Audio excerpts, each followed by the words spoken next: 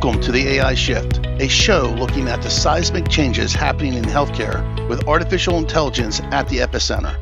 I'm your host, Tom Foley. Join me and my guests as we look at key cultural and policy shifts impacting how providers, payers, and patients connect, as well as how care is being reimagined both for today and for the future. And now, the AI Shift. Welcome. You're listening to the AI Shift. I'm your host, Tom Foley. We have a very special guest on the program today, Joe Campanella. Joe Campanella is a digital strategist, very involved over his career in virtual care, artificial intelligence, and customer engagement. Joe, welcome to the program. Welcome. Thank you, Tom. So, Joe, we came to know each other because you posted on LinkedIn, and I was compelled by the quote. The quote was, you were focused on helping patients and members live at home longer and healthier through AI-driven virtual care. I couldn't agree with you more. Tell us a little bit about yourself and then and what led to that particular comment. A great question, Tom. Yeah, so Tom, I spent my career automating either hospitals or health plans out there in the marketplace. And last year, I officially retired from full-time and started doing consulting work. But along the way, having automated nearly 50 payers out there and everything else, I started realizing, wait a minute, I'm 67 now. I'm retired. I don't want to go to a nursing home. And so I started thinking back then, I said, wait a minute, I want to be able to live at home longer, healthier, and safer.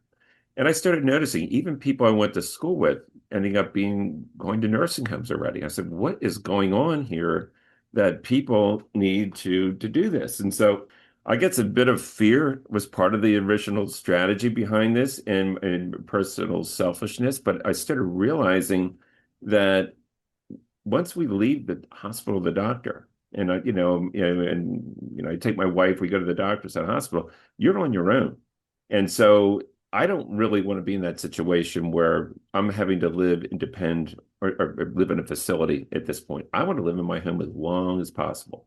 So yeah, that's kind of where the whole genesis of that strategy came from. Interesting.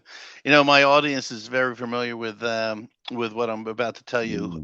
They probably have it embedded in their brain by now. But the quote is the reference is that from a CMS data perspective, a patient with 5 chronic conditions sees 9 different doctors in a given year. Time-wise, they only spend 15 hours in front of their doctor. The biggest question is what happens the other 8,745 hours. So when you talk about you're on your own, the question is, how do I achieve the potential of what the doctor has outlined for me in context of a care plan, right? I have 5 chronic conditions.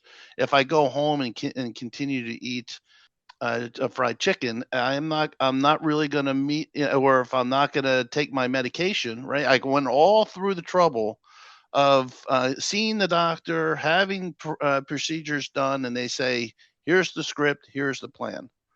30% of the time, the script's never filled, and over time, within 6 months, the plan is no longer adhered to, at least 50% of the time. That leads to hospitalization. 10% of all hospitalization is related to non-compliance to medication, right? I know a lot of this conversation is going to be centered around outcomes. Yes. But you ultimately can't achieve outcomes unless you achieve behavioral changes. Behavioral changes doesn't happen unless there's education. And so there's a pathway to outcomes, but I'm not quite sure that the market is yet pivoted to that full transformation. So that's why I love your background, coming from a payer, coming from health systems, and understanding the full gamut. So help us along the way from a perspective of core functions inside a health plan. Where have you consistently seen automation potentially fall short, and why did you, from a legacy perspective, and why do you think that occurred? Well, first off, let's start with the 5 chronic conditions. Okay, somebody with 5 chronic conditions, I don't want to say, but in the payers and even the health systems doctors would say that person's basically a train wreck. So what are you going to do to change that? The statistic is over 80% of seniors, once they, and I mean, you got 10,000 seniors turning 65 every single day. And of that 10,000, and you know, that today represents the majority of the population, more than 80% of them are going to have at least two chronic conditions that happen there, which means that they're going to be seeing their doctors numerous times. If you're going to see the doctor, and especially with five chronic conditions, they're going to be on a number of medications, there will be a number of instructions. Even with two, there's a lot, and it's hard to remember. I mean, it's like you walk in, it's kind of like they're speaking a different language when the doctor's talking to the patient. They're trying to engage them, trying to help them remember, but they may only remember 15 to 20%, if that, when they get home. And so to your point, yeah, what can we do to help improve that? Okay, that's so there's several different things along the way, but there is a big disconnect from when the time you leave, you're pretty much on your own unless you are very, very active in your healthcare. And so we'll get into talking about technology and what technology is doing to help alleviate that and move that along today. I think there's, to your latter part of the, and as part of that, by the way, that change, it not only needs to be a behavioral change, but there's education that needs to be continuous. You can't just be telling somebody or even handing them a piece of paper, because the piece of paper is probably going to get lost. And then try to and remember which meds are in the morning, which meds are in the evening, and remember to take them on a sick. Oh my gosh, it gets overwhelming. Now, in terms of falling short, where are these, the biggest thing, I mean, whether you be a provider or your payer, I mean, you think about it, the payers are now incented to make sure that you're staying healthy. Okay, so that those incentives are changing, especially with a lot of the government programs today. Where they're falling short, whether it be a payer or especially a provider, is frankly, once they leave, you're pretty much depending on that piece of paper, or for them to pick up their phone and look at their phone, their My Chart, and say, "Oh, this is what I'm supposed to do," and it's gibberish when you're getting it from from the portal, that My Chart. Ask a patient to look at that and expect them to know what to do. It's almost impossible. Yeah, I hear you. It's a challenge for a patient. I always said my mother, again, six. Good thing she had six kids, because for her, for my father, who was very ill, and herself, who had cancer, and even my father-in-law, who had Mm, Parkinson's. Navigating the health system is a challenge in and of itself. Navigating mm. and compliance to a health plan is equally challenging, and so you always need a coach, if you will, in my Yep, view. yep. So tell me more in the context of, you have 30 years of driving efficiency across enrollments, claims, medical management. What's the most misunderstood lever from your perspective in reducing the total cost of care? Uh, that's a great question. It's a loaded Yeah, question. yeah, yeah, Yes. no, it is, because there's a cliche, and it's a true cliche. You need people, process, and technology together to work. Even with the best systems, the best technology out there, if you don't one, have the right people, if you don't have the right process, and I should say also guidance, leadership, setting direction for an organization, those efficiencies are going to fall short. In fact, I always say if you get two of the pieces, you may get part of the way there. But if you get all three, you're going to knock it out of the park today. But there's a lot of inefficiency today. And in fact, I was reading a study yesterday that 35 cents on the dollar spent on administration, whether it be from the provider or the payer today in the healthcare system. So there's a lot of waste just in the admin piece. 35%. That's a huge dollar, Yeah. especially we're spending such a large portion of our GDP on healthcare. So is there a misalignment in the context of, you talk about people, processes, and technologies? I might look at it from a perspective of, how do I coordinate across 9 different doctors, because I Mm. have 5 chronic conditions? How do I coordinate with the doctors, the health systems, the payers, the pharmacy? Mm. To your point, it becomes difficult. What's the best resource that a patient can lean on relative to changing those behaviors and achieving the necessary outcomes for themselves. Because the idea and the tagline of reducing the total cost of care is ultimately born on the patient, right? It is. Nothing happens. I always say, no offense to the doctors on the audience, but Mhm. I allude to only a surgeon can fix somebody, right? A doctor can only advise and encourage and coach because Mhm. they've diagnosed it. They've told you, here's the prescription, here's the care plan, but you're on your own once you leave Yeah. my front door, right? How does the health system transform Wow. Okay, to there's a lot of different areas there. I mean, if we just simply take, let's exclude the payer right now. We'll just talk about the provider. Your doctor is recommending something there.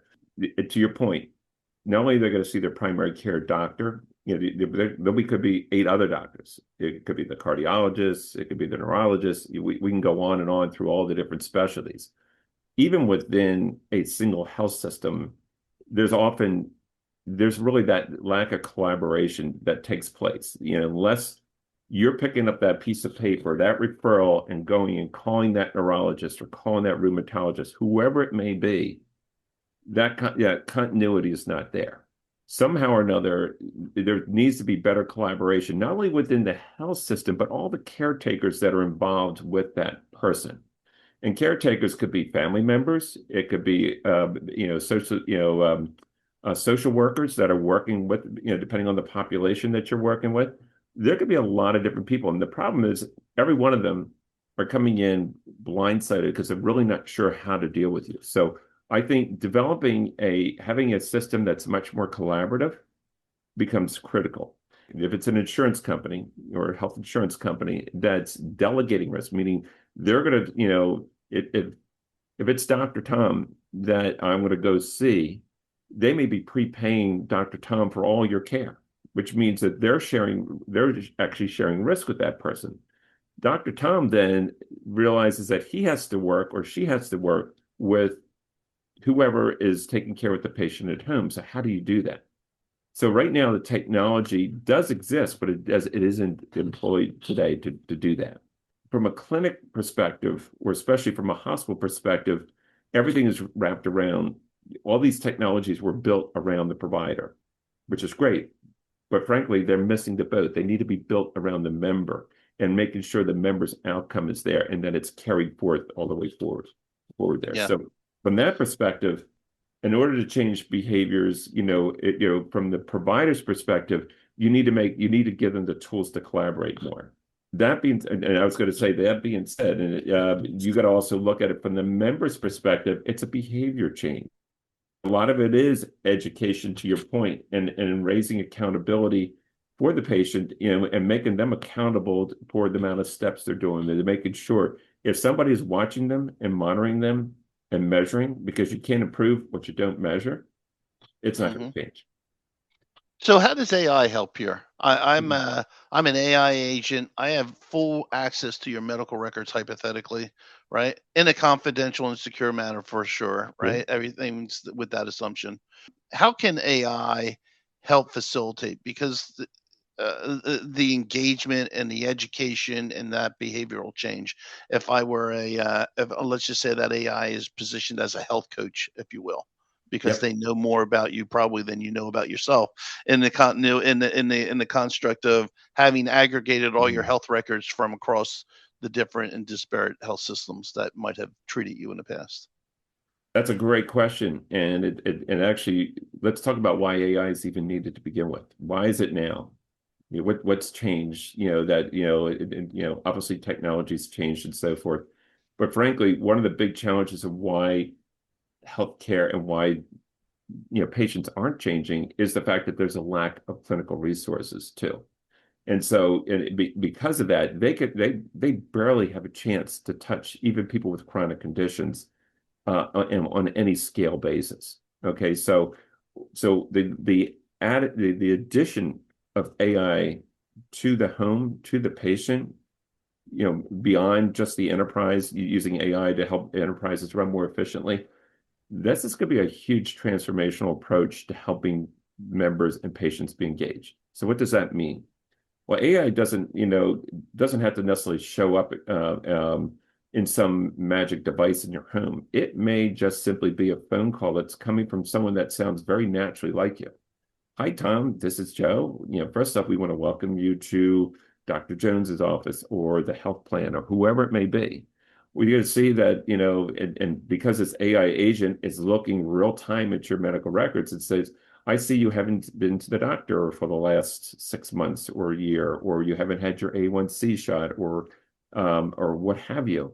These AI agents can be deployed in such a way in a very interactive a manner that depending on how you respond, it could start leading you in and actually becoming your coach.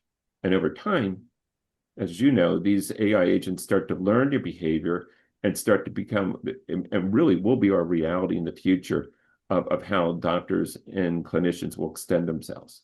And that when you truly need a doctor, the AI agent will know to reach out depending on what the limitation that's been set up on that agent to begin with. Yeah, I totally agree with that. To your point, we have a growing, we have a shortage of physicians, we have a shortage of nurses, we have a shortage of overall, to your point, of healthcare providers in all categories. Mm-hmm. And then you have a growing population of sicker patients. We have a growing population, and we have a growing population of sicker patients, right? So we have Yep. more with the hundreds of billions of dollars that we've invested in health IT and transformation. Today, we have more sicker patients than we did yesterday. So Mm-hmm. clearly, we have to think differently relative to how we invest, because we might have invested in the infrastructure, but we didn't necessarily invest in outcomes. And that's really where everybody needs to be aligned from the doctor to the patient. Because again, as soon as I walk out that door, likelihood is I'm not taking those meds. I'm not I'm not dieting. I'm not exercising. No. But that's ultimately where we need to get to. So that is the quintessential question. What if you were the head of a payer organization? Tell me about how you would go about or would like to see a health plan aligned with health systems, aligned with members to ultimately achieve that nirvana of uh, increased access, increased outcomes, decreased costs. Well, it starts with reimbursement first. You have to have alignment to your point. In order to get outcomes, everyone needs to be on the same page. You can't have doctors charging a fee for service, and for those of you who are not familiar with that model, it's basically you go to the doctor for the same thing over and over again. They're going to continue to charge you for that same office visit and perhaps some other procedures along the way. There is no incentive and under that model to help make you healthier. Yes, the doctor intentionally will do it, but frankly, the system is not set up to do that.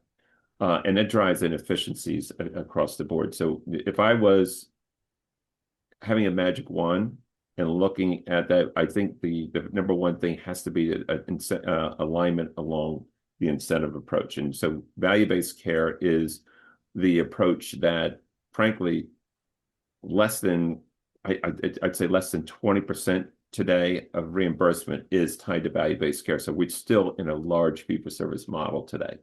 That needs to dramatically change in a huge way. When we talk about AI agents and we talk about and how that's going to change things, when you look at it from the payer's perspective, the payers are struggling with, remember, they're just simply that middleman to all of us. They're an insurance company. They're charging us, a premium and they're paying the bills. And that's to them, they need to bring their value add. What they're trying to do is they're trying to engage you as their member or patient and help you be healthier because it's an incentive for them to do it.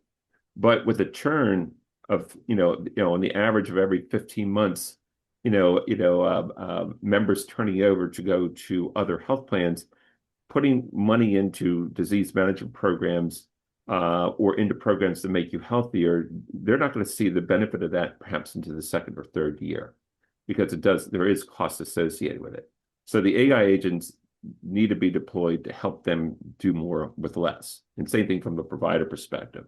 The challenge that they're going to run into is not only engagement, is that if you talk to these insurance companies, especially with the fact that we got a lot of remote monitoring devices that are out there, which could be, could be a scale, could be a blood cup machine, could be whatever.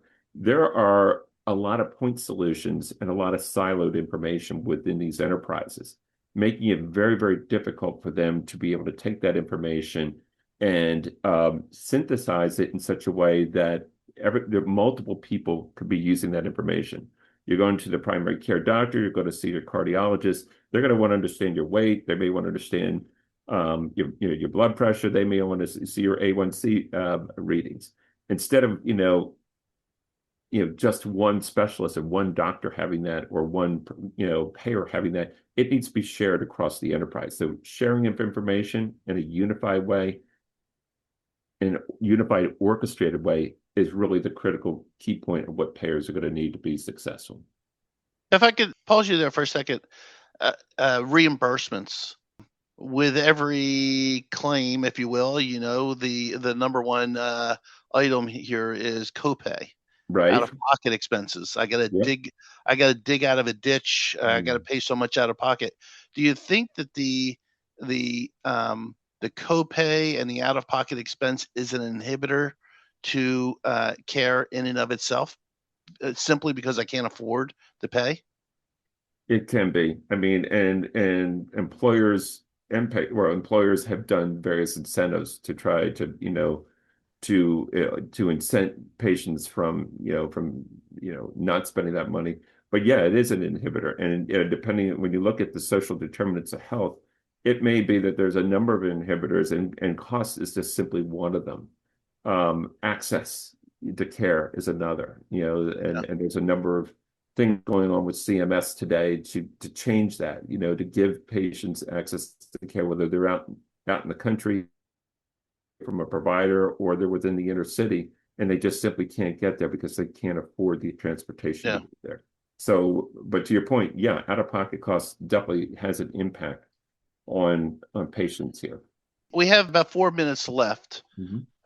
Where do you see the bounds shifting between technology and human intervention in clinical and operational workflows over the next decade? And maybe add to that, where should humans still lead versus AI? I think the key thing, and where AI and technology is going to be really critical in the next several years, I mean, the holy grail has always been, how do I target the right care to the right person at the right time? And AI, and if we could take 80% of that and automate that through AI technology, through AI agents, and truly where the care is needed most, especially outside the enterprise, I think that's going to be definitely the holy grail, is um, first of getting that unified information in such a way. And when it's unified, it also has to be accurate. And you have to be able to, the provider needs to depend on it. The patient, the member needs to be able to depend on making sure that that care or the information that's coming through is accurate and so forth. But we're going to see that maturity level happen fairly rapidly with the advent of AI. So to answer your question is that I see that AI agents in an orchestrated manner in an enterprise, along with remote monitoring to help with patients, is going to be critical to scaling to be able to take care of a large population and truly targeting the right care to the right person at the right time.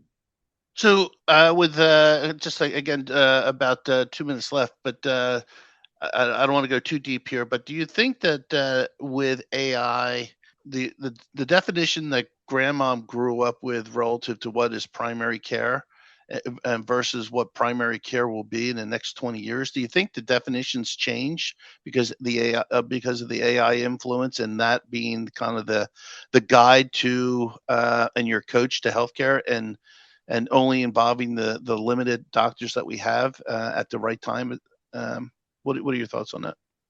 So first of all, yeah, things are going to definitely change for grandma, in terms of what's going on in a favorable way.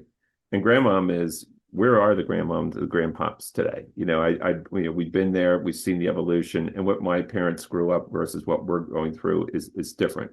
And not to mention, there's going to be a shortage of doctors and so forth. So the answer to your question is that there's definitely going to be some dramatic change once patients realize the benefit for them. It's going to be that could be able to live at home healthier, longer, and safer. Awesome. Joe, we're going to leave it there. Great conversation. Really appreciate you taking the time to talk with the audience. You're always welcome back on the program. So, Joe Campanella, thank you very much. Thank you, Tom. Thanks for having me. Take care. Have a great day. Thanks for listening. If you missed any part of today's episode, you can tune in at the same time, 11 a.m. or 7 p.m. Eastern throughout the week. Be sure to check out the program page on healthcarenowradio.com, and remember to connect or follow me on LinkedIn, X, formerly Twitter, @FoleyTom, and follow the show's hashtag, The AI Shift. I'm Tom Foley. Until the next shift.